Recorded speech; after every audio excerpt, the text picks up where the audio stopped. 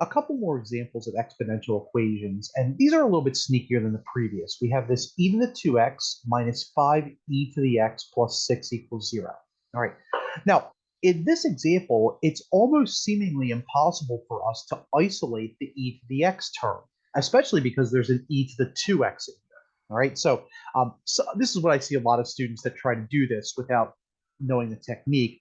They'll start by subtracting 6. They'll get e to the 2x minus 5e to the x equals negative 6. And then they'll try to factor out like an e to the x. And unfortunately, that's just not the right way to go about doing that. Okay, just because even if you factor out an e to the x, that would leave you with e to the x minus 5 equals negative 6. And that doesn't make any sense because for us to be able to use the zero factor theorem, we have to have a factor of 0. All right, so a secondary way that we might be able to do this is to think of this like a trinomial. Because let's think of e to the 2x as just, let's think of e to the x as x. Well, we could try to rewrite this like x squared minus 5x plus 6 equals 0, where e to the x would be equal to just like an x, or do a substitution part. All right, so in other words, we can just think of this as almost like a polynomial type of expression. All right, so here's what I'm going to do. I'm going to try to factor this thing.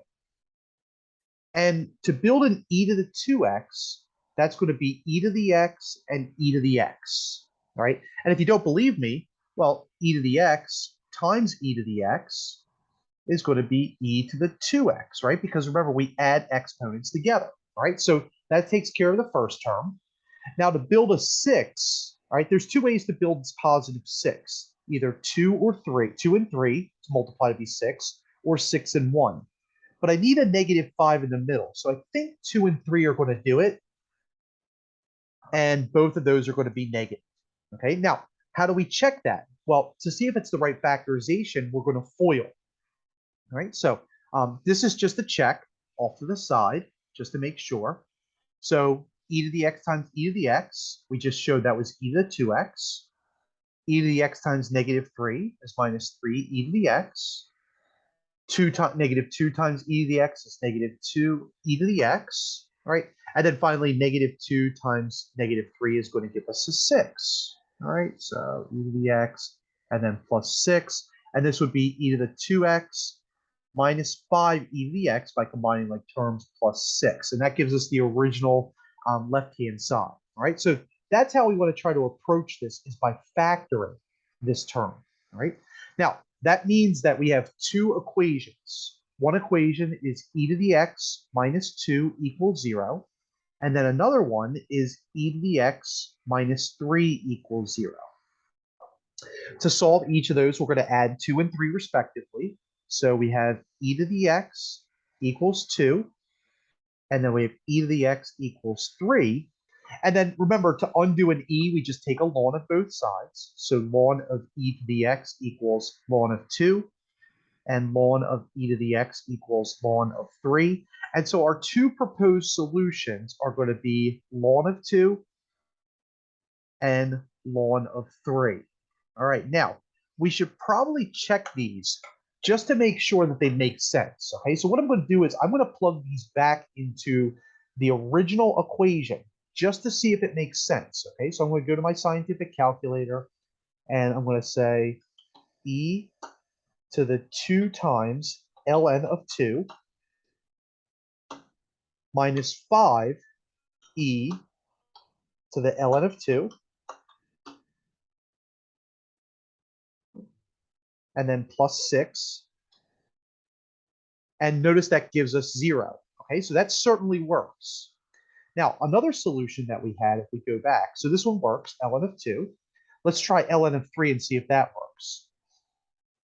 So I'm going to plug in ln of 3, and then ln of 3, and that one works as well. Okay, so that's what we want to do, is we want to make sure that both these solutions work.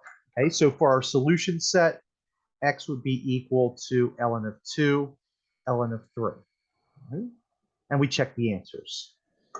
Not always, though, do we get two solutions. Okay, so let's take a look at this example, and it's basically the same thing. We have e to the 2x minus 7 e to the x minus 8, except we have different numbers. We're going to try to factor this. e to the 2x factors as e to the x, e to the x. 8 is either 8 times 1 or 4 times 2. We're probably going to get a 7 easier out of 8 times 1. So I'm going to say 8 and 1. And for the numbers to add up to -7, I need a -8 and a +1. All right. Now, of course, if you don't believe me, that's where you want to go through and FOIL this out. Okay. So off to the side, just like we did before, we could check this. All right. I'm pretty certain that it works. So we're just going to skip the check this time. What we do now is we just go through and set both of the factors to 0 because we've used the zero factor theorem. So e to the x minus 8 equals 0 and e to the x plus 1 equals 0. We add 8 on the left equation. So e to the x equals 8. We subtract 1. And then finally, we just take the natural log. Okay, so we're going to have ln of e to the x equals ln of 8, or ln of e to the x equals ln of -1. And so what that means is that x is going to be the natural log of 8 for one proposed solution. And then for the other proposed solution, x is going to be equal to ln of -1. But remember we said that anytime we have a natural logarithm, the number inside has to be positive. Okay, so -1 is not in the domain of a log. All right. And so that means that this is not part of the solution set. So the only solution to this is going to be the natural log of 8. And once again, what you can do is you can check that by using your calculator. All right, so now we have a little bit different equation. Okay, so we have I'm sorry, 2 times ln 8. And instead of -5, it was -7, ln of 8. All right, and then we had -8.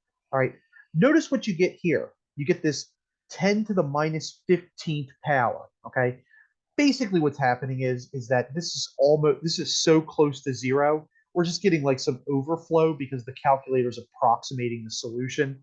This is a number that's really, really, really close to 0. In fact, it's basically 14 zeros. It's 0.14 zeros and then 7. So it's basically 0 for this, and it does make sense. Okay, so that's our exponential equations. Okay, so we've seen 3 different types. We've seen the type where you can get a common base. We've seen the type to where you can't get a common base, but you can just go ahead and use a natural log or a common log. And then we have these types where they're basically factorable, almost trinomial types. Okay. All right. So in the next section, what we're going to do is we're going to start taking a look at how do we solve logarithmic equations. And logarithmic equations are a little tougher just because we have to be cognizant of the domain restrictions on logarithms. Okay, so we'll see that in our next video sets.